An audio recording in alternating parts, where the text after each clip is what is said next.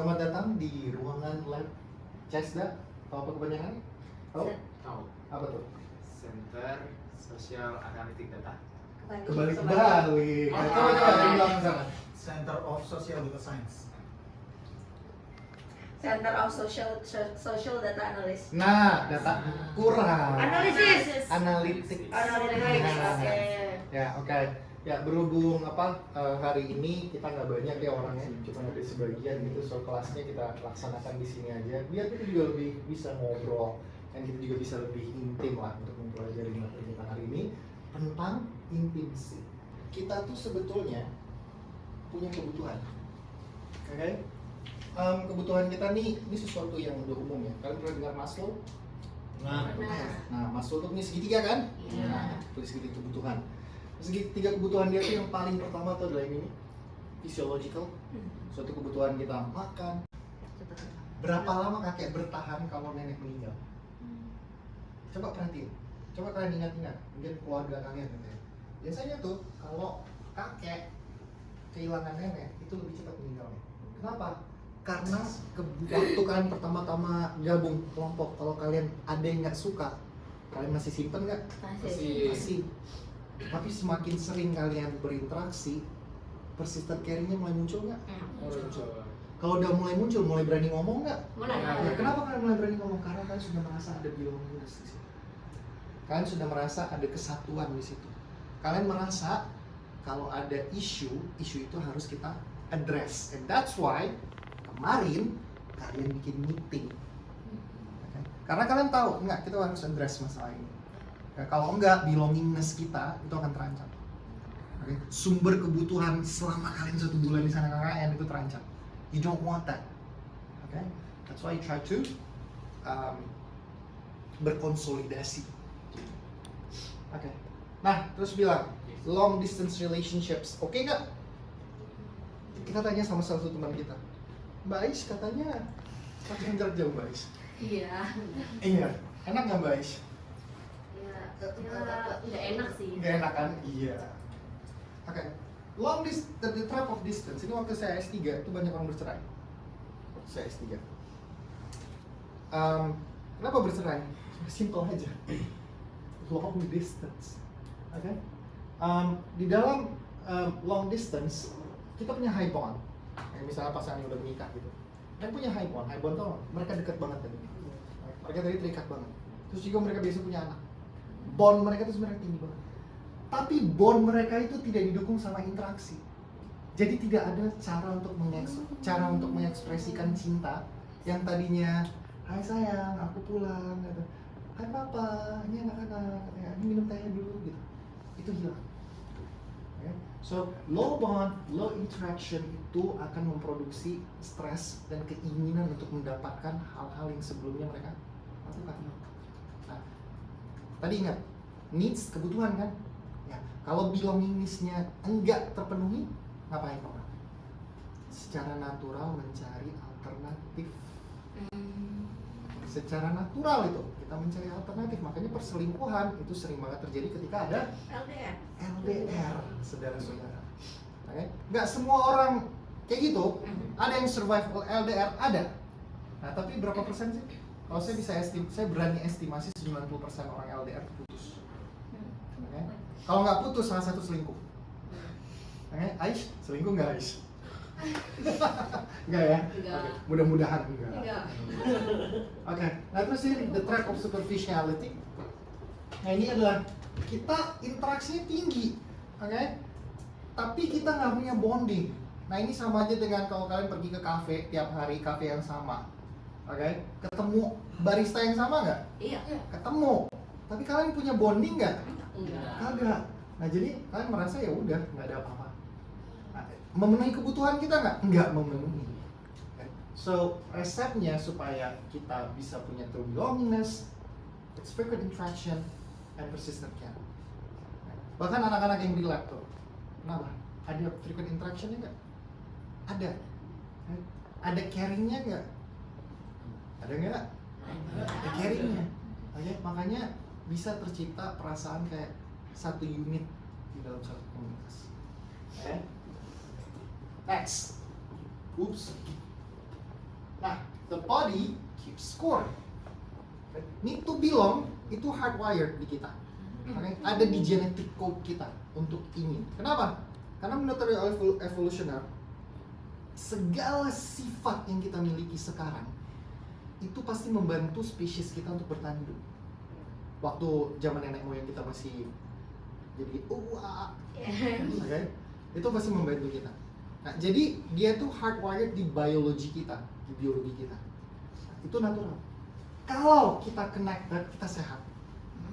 Okay? Kita connected, kita sehat. Kalau kita isolated, pasti ada banyak masalah. Stres, depresi, lebih cepat burnout kalau orangnya pekerja ya. Cepat burnout, kesepian. Nah, itu semuanya akan ujung-ujungnya akan berrelasi sama kesehatan fisik kita. Jadi cepat sakit, fisik nih.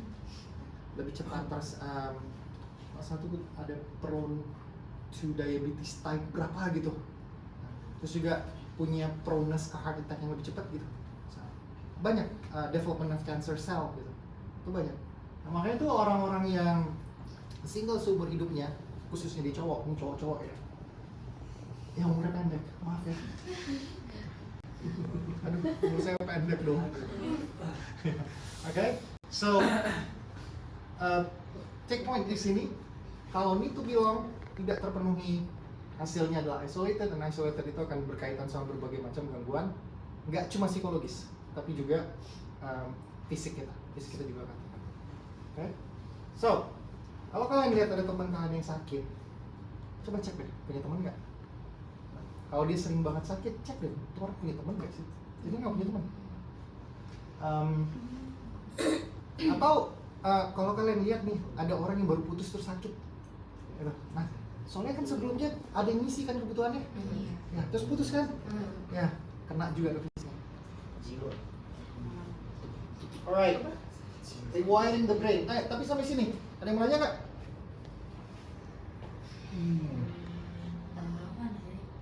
Aman. Ya, sejauh ini ya. Mau nanya, Raya mau nanya nih. Gimana ya?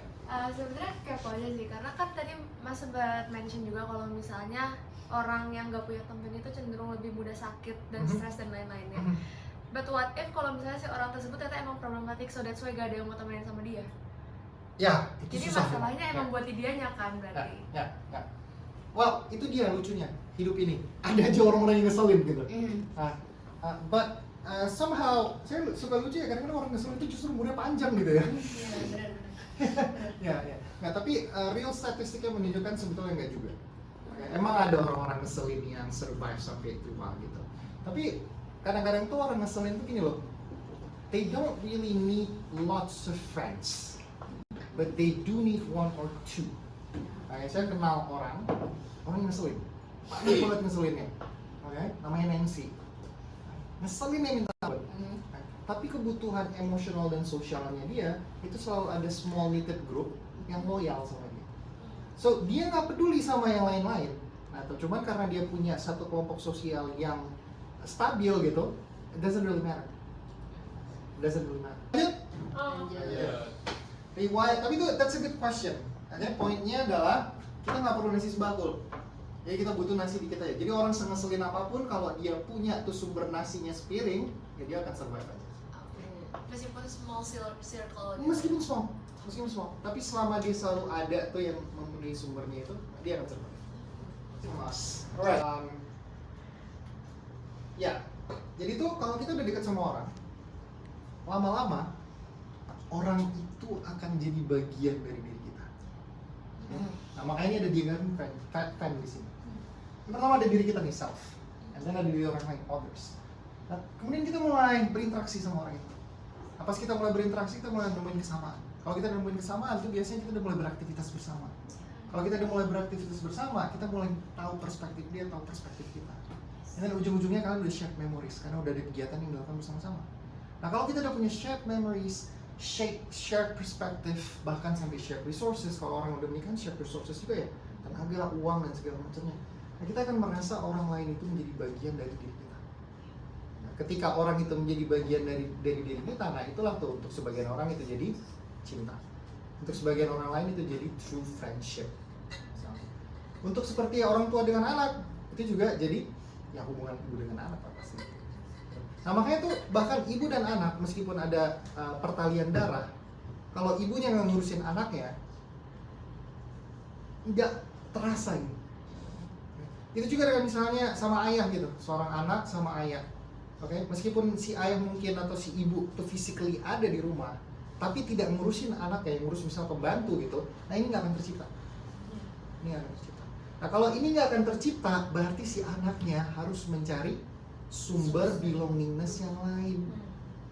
Nah jadi kalian pernah ada kata daddy issue gitu misalnya? Ini dia. Inginnya si daddy yang memberikan pemenuhan kebutuhan, tapi tidak, akhirnya harus mencari di luar. Itu saudara-saudara. Alright, next. Why satisfaction fades? Kayaknya kalau kita lagi baru kenalan sama orang, naksir, kayaknya gimana gitu ya kan? Berapi-api, ya gitu. Okay? Kayaknya, aduh cantik banget, aduh ganteng banget, aduh nggak ada salahnya gitu ya kan? Rasanya seperti itu. Tapi lama-lama mulai, udah gua kenal nyebelin mulai kayak gitu kan? Iya. Okay. Nah kenapa? Karena basically we have this what we call honeymoon phase. Nah di honeymoon phase kita tuh mulai kenalan. Oke? Pas kita, kalian tahu sesuatu nggak? Kita tuh suka banget sesuatu yang baru. Oke? Kalau kita baru kenalan, sebulan 2 bulan pertama itu kita baru tahu, oh dia bisa ini, oh dia bisa itu, oh hobinya ini, oh hobinya itu gitu. Semuanya itu kita baru tahu. Semuanya itu masih novel, masih menarik. But as time goes by, semuanya kan jadi biasa, jadi terhabituasi dan bored. Okay?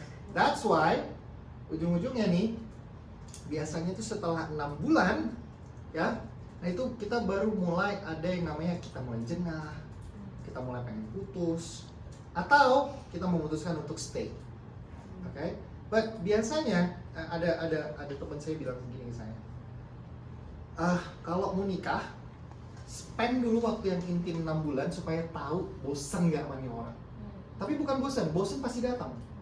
Bosan itu pasti datang, boredom itu pasti datang. Gua tahan nggak sama boredom ini? Gua tahan nggak bangun pagi tiap hari lihat muka dia? Itu bakal oke nggak sama gue? Lo, gue tahan nggak kalau buat yang cewek gitu ya? Ada cowok yang bakal masuk ke rumah gitu dengan kakinya yang bau, dan gue harus ngingatin dia buat cuci kaki tiap hari gitu. Jadi justru yang dipikirin tuh bukan oh dia terlalu keren gitu, enggak. Pikirin gue bisa tahan majalahnya dia nggak? Because apa? Boredom eventually kicks in. But fear not, because researcher udah nemuin beberapa cara untuk bikin nggak bored. Okay? Novelty and arousal. Kenapa? Yang pertama honeymoon phase itu kita bahagia-bahagia aja. Tadi saya sebutkan novelty, kebaruan, ada sesuatu yang baru di situ. Apalagi arousal. Arousal ini bukan merangsang ya, walaupun sebenarnya bahasa itu merangsang sih bahasa Indonesianya. Tapi merangsang kayak jelek gitu ya kalau dalam bahasa Indonesia ya. Dia itu membangkitkan minat kita untuk melakukan sesuatu. Okay? Nah ini diajukan sama Aronson sih sebenarnya dan teman-temannya. Hipotesisnya gini, kalau orang yang udah berhubungan lama nih, ya suami istri gitu misalnya, udah bertahun-tahun gitu, engage in novel activities and also stimulating, itu harusnya akan memperkuat perasaan yang antara mereka. So what did they do? That's what they did. Mereka bereksperimen, satu kelompok mereka minta pasangan untuk melakukan satu kegiatan, and then di kondisi kedua di grup B ada satu kegiatan lain. Kegiatan pertama itu adalah kegiatan yang mundane, oke? Jadi cuman kayak istilah nih saya sama Tata nih ya, kami berlutut gitu, terus kayak saya lempar bola gitu ke Tata balikin. Ya udah, gitu aja game. Nah, bosenin nggak? Bosan. Arousing nggak? Iya. Enggak. Nah, sekarang coba bayangkan Tak, bayangkan kita lagi pasangan ya Tak ya. Tangan kamu Tak diikat di kaki saya Tak. Kaki kamu yang belakang juga diikat, tangan saya juga diikat. Terus kita harus nge-rolling nih bantal ke ujung sini sambil pegang bantal satu lagi. Bayangin, Susah nggak tak? Susah. Atau kita demonstrasiin di sini? Tapi coba kalian bayangin, susah nggak? Susah. Tangan dipegang, tangannya di apa ya, di confine gitu ya. Terus harus pegang bantal, terus harus kayak gitu, ngerolling. Gitu. Nah ini adalah games yang novel, baru. Terus apa satu lagi? Arousing. Karena ada tantangan di situ. Game sederhana kan? Tapi ada tantangan. Ya? Nah, apa hasilnya? Hasilnya itu adalah ini. Oke? Change in relationship quality. Nah ini aksis yang Y-nya, ini adalah relationship quality. Oke? Nah, novel and arousing task yang tadi. Relationship-nya naik. Oke? Mundane task yang membosankan, relationship-nya malah makin turun. Oke? So, kunci dari kebahagiaan pernikahan atau punya pasangan atau bahkan punya teman-teman itu adalah engage in novel and arousing. Kalian pernah nggak ketemu sama teman lama kalian janjian mau pergi liburan ke kota X? Pernah nggak? Menyenangkan nggak? Ya. Padahal kalau kita berpikir dulu tuh kalian udah sampai titik membosankan sebetulnya. But because you meet them again, dia punya banyak cerita, kalian punya banyak cerita, menarik. Nah, terus kalian di kota lain yang sama-sama kalian nggak ngerti, dah novelty lagi kan. Nah, and then kalian jalan-jalan, arousing nggak? Arousing. Nah, that's why kalau punya pasangan seringlah jalan-jalan. Jangan cuman ini. Pak, Bapak sama istri Bapak ngapain aja tiap malam? Mana nonton Netflix aja kami tiap malam. Hancur lah tuh. Tunggu aja. Nggak ada. Kalau weekend ngapain? Oh, pergi ke restoran.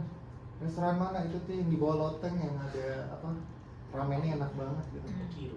Okiru namanya. Nah, Okiru kalian pergi pertama kali enak banget ya.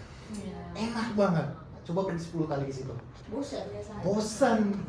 Gitu. Atau ini, ngapain kita weekend ini? Nah, udahlah ya, nggak usah ngapa-ngapain lah ya, lihat nanti aja ya gitu. No, that's not the way to go.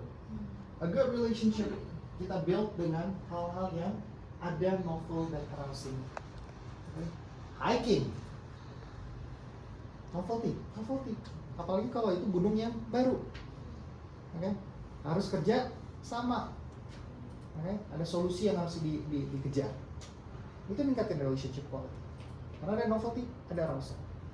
Cooking a complex new recipe together. Bisa nggak? Bisa juga. Nah, tapi harus ini semua nggak? Enggak.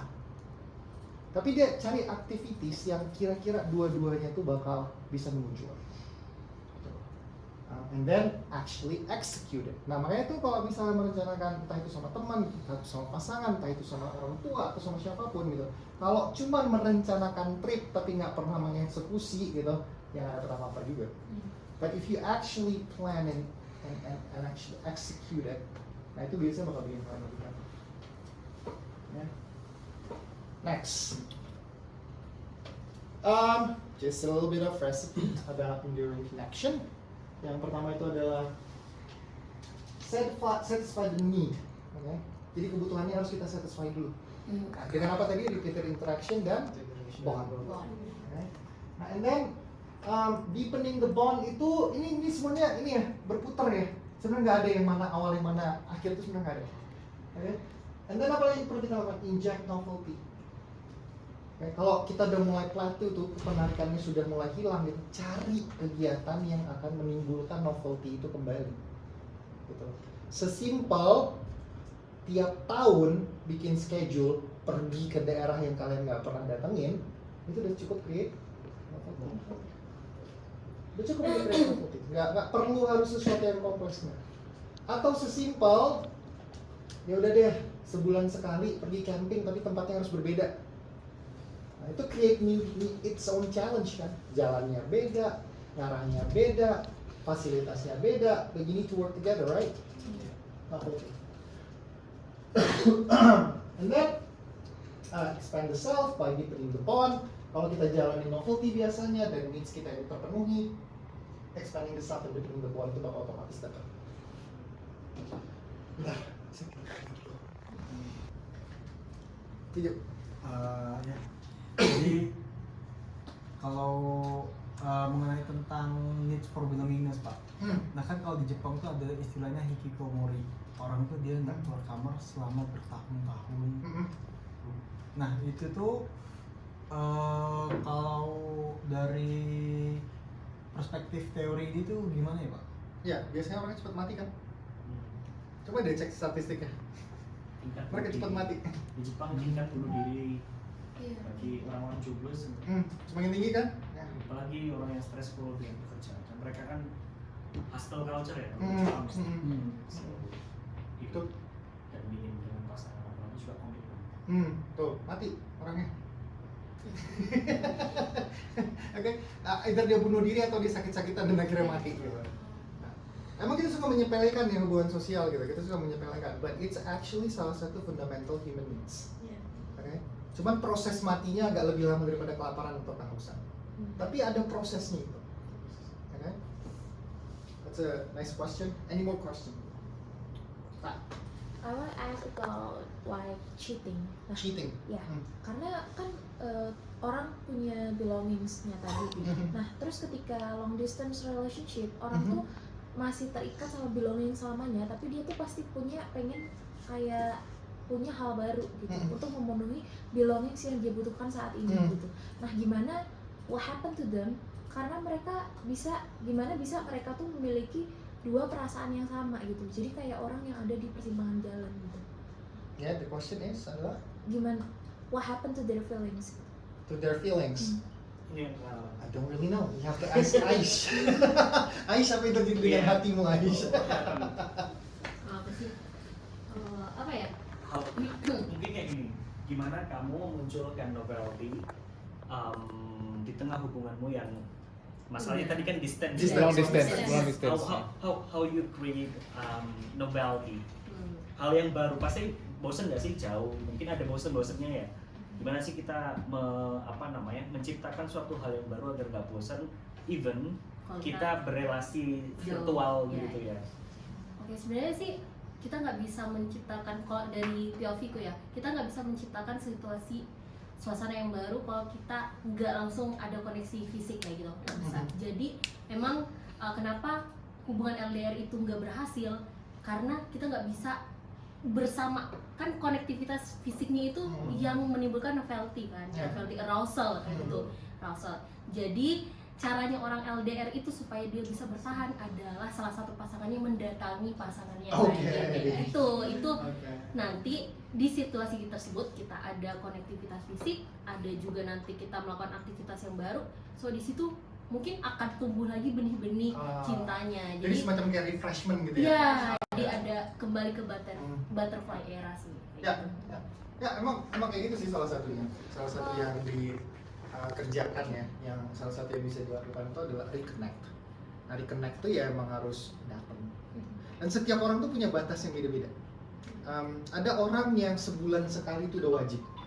Ada orang yang bisa bertahan 6 bulan sekali. Tapi biasanya kalau cowok itu nggak lama-lama. Cowok. Kenapa? Cowok tuh punya biological drive yang agak aneh.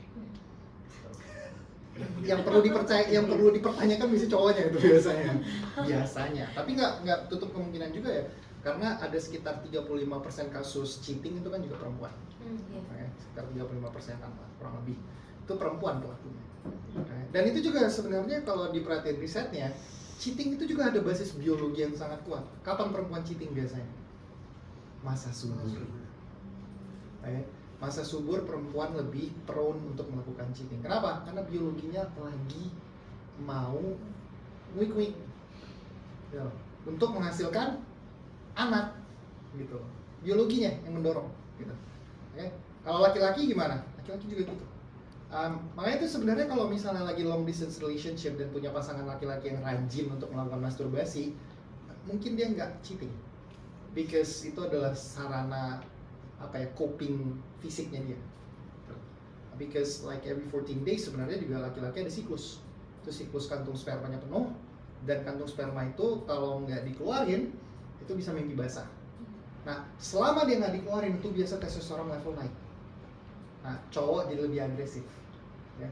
Nah, agresif ini bisa aja jadi outing ke ranah nggak relevan sama seks sama sekali, atau dia kan terus terpancing dengan lebih cepat untuk mendapatkan akses terhadap seks secepat mungkin. Gitu. Nah, itu 14 hari periodenya. Mentally and pervasively motivated by the need to belong. It's not a luxury, it's actually the fuel for a healthy life. So, mau itu teman, mau itu pasangan, mau itu keluarga, maintain it because you need it. Sekian dari saya hari ini, sampai ketemu.